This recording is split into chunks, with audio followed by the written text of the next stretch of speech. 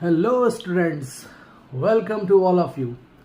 आज हम डिस्कस करने वाले हैं हमारी क्लास 12th की सोशोलॉजी का chapter number 3 social institution continuity and change से एक छोटा सा टॉपिक जिसका नाम है caste in the colonial period, जिसमें हम जानेंगे कि किस तरीके से जो हमारी कास्ट सिस्टम है, जाति व्यवस्था है, वो कॉलोनियल पीरियड में चेंज होती चली गई।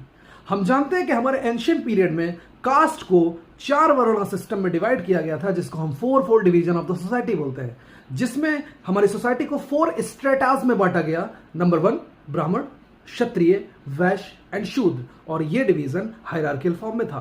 सबसे ऊपर अपर कास्ट, सबसे नीचे लोअर कास्ट। और हम जानते हैं लोअर कास्ट ने बहुत सारा डिस्क्रिमिनेशन फेस किया है उस टाइम पर। इसका फायदा उठाया ब्रिटिशर्स ने। अब ब्रिटिशर्स क्या करना चाहते थे? वो हमारी सोसाइटी के कॉम्प्लेक्स स्ट्रक्चर को समझना चाहते थे, और कॉम्प्लेक्सिटी सबसे ज्यादा बच्चों कहां थी? कास्ट में। इसलिए उन्होंने डिसाइड किया हम कास्ट की कॉम्प्लेक्सिटीज को स्टडी करेंगे। सबसे पहले उन्होंने क्या मेथड अडॉप्ट किए कास्ट की कॉम्प्लेक्सिटीज को समझने के लिए? सर्वे। सबसे पहले उन्होंने सर्वे करवाए, सारे कास्ट की, ट्राइब्स की कस्टम्स और मैनर्स को जाना। तो हम कह सकते हैं एथनोलॉजिकल स्टडीज की। ये क्यों की थी? इसके पीछे रीजन क्या था? ये जानना बहुत जरूरी है। अंग्रेजों ने हमेशा से डिवाइड एंड रूल की पॉलिसी अपनाई थी, हिंदू और मुस्लिम के बीच में लड़ाई लड़वाई थी। अब वो क्या करना चाहते थे कि जाति व्यवस्था में तो ऑलरेडी हमारी सोसाइटी बटी हुई थी, वो और ज्यादा खाई पैदा करवाना चाहते थे अपर कास्ट और लोअर कास्ट में। अब वो क्या करेंगे? 1881 डेट याद रखिएगा, सबसे पहले सेंसस कंडक्ट किए जाते हैं इंडिया में 1881 में, जिसमें कास्ट सेंसस भी साथ में होता है। 1901 अगेन कास्ट का सेंसस किया जाता है। हर्बर्ट रिस्ले एक जो कास्ट के सेंसस कमिश्नर थे, उनके सुपरविजन में इसको किया जाता है।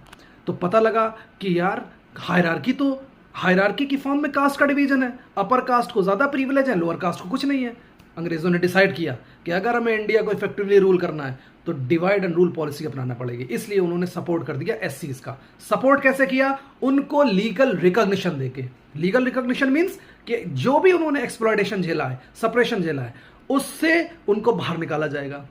अब ऐसा करने के पीछे रीजन क्या है? ताकि वो एससी और एसटी का सपोर्ट हासिल कर सकें और आगे कभी भी एससी एसटी और अपर कास्ट में यूनिटी ना फॉर्म हो पाए।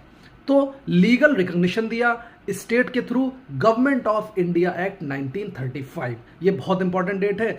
अब ये इसके पीछे मकसद हम लोग समझ गए, डिवाइड एंड रूल पॉलिसी। तो आगे चलकर इसमें बहुत सारे बदलाव हमारी इंडिया की गवर्नमेंट करेगी, वो हम कभी डिस्कस करेंगे। Thank you.